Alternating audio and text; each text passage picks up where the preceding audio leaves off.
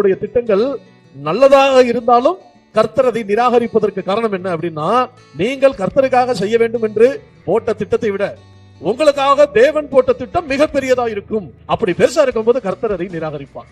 இங்க தாவீதுனுடைய திட்டம் நல்ல திட்டம் தான். ஆண்டவருக்காக ஆலயம் கட்ட வேண்டும். இதுக்கு முன்னாடி சவுல் இருந்தான், எத்தனையோ தீர்க்கதரிசிகள் இருந்தாங்க, ஆனாலப்பட்ட சாமுவேலே இருந்தாரு. யாருக்குமே இப்படி ஒரு யோசனை வந்ததில்லை. மோசே இருந்தார், யோசுவா இருந்தார்.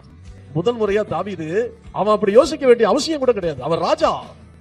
அவன் நல்லா என்ன பண்ணிருக்கலாம், இந்நேரத்துக்கு ஒரு டான்ஸ் யாரையாவது ஆட வச்சு பார்த்து ரசித்துக் கொண்டிருக்க வேண்டிய ஒரு ராஜா.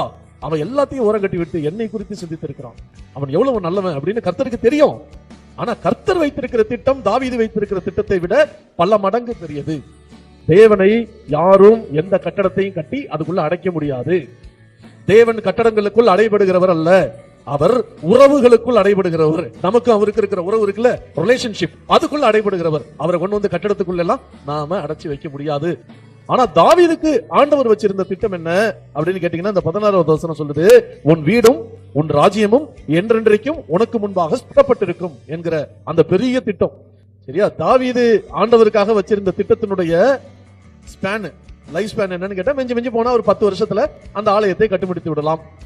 ஆலயத்தை கட்டிமுடித்து விட்ட பிறகு தாவீது என்ன பண்ணுவாரு, அந்த ஆலயத்தை பார்த்துக்கிட்டு ஷாஜகான் மாதிரி செத்து போறாரு. அதுக்கப்புறம் என்ன பண்ணுவோம், வரலாறுல தாவீதை பத்தி நம்ம என்ன பண்ணுவோம், தாவீது என்று ஒரு ராஜா, once upon a time there lived a கிங்னு பேசிட்டு இருப்போம், அவ்வளவுதான். ஆனா ஆண்டவர் வச்சிருக்கிற திட்டம் என்ன அப்படின்னு கேட்டீங்கன்னா, இயேசு கிறிஸ்துவை பற்றி யாராவது கூப்பிட வேண்டும், இல்ல இயேசு கிறிஸ்துவை யாராவது அறிந்து கொள்ள வேண்டும் என்றால் தாவீது ஊடாக இயேசுவை அறிந்து கொள்ள வேண்டும் என்பது ஆண்டவருடைய திட்டம். தாவீதுக்கு இயேசுவுக்கு நடுவில் 1000 ஆண்டுகள் இருக்கு. 1000 ஆண்டுகள் கழித்து மத்தேயு தன்னுடைய சுவிசேஷத்தை எழுதும்போது ஆபிரகாமின் குமாரனும் தாவீதின் குமாரனும் ஆகிய இயேசு கிறிஸ்துவின் வம்ச வரலாறு என்று எழுதுவதை பார்க்கிறோம். எரிகோவுல யாரோ ஒரு குருடன் அவன் இயேசுவை கூப்பிடும் போது, தாவீதின் குமாரனே எனக்கு இறங்கும் என்று சொல்லி அழைப்பதை பார்க்கிறோம். அந்த நாட்களிலே நிறைய பேர் இயேசுவை எப்படி பார்த்தாங்க, தாவீதின் குமாரன், தாவீதின் குமாரன் என்று அழைத்ததை பார்க்கிறோம். சுயம் சாக வேண்டும். சுயம் எங்க இருக்கு? உங்களுக்குள்ள இருக்குது. அந்த சுயம் உங்களை முன்னேறவே விடாது. உங்களை லோக்கலா தான் திங்க் பண்ண வைக்கும். உங்க சுயம் கிணற்று தவளையாகத்தான் வைக்கும். ஆனா தேவன் உங்களுக்கு வச்சிருக்கிற திட்டம் மிக பெருசு. தேவன் உங்களுக்கு வைத்திருக்கிற திட்டம் ஒரு பெரிய திட்டத்தை கர்த்தர் உங்களுக்காக வைத்திருக்கிறார்.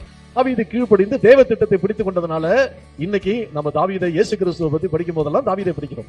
ஒரு பெரிய திட்டத்துக்காக கர்த்தர் உங்களை தெரிந்து கொண்டிருக்கிறார். லோக்கலா திங்க் பண்ணாதீங்க.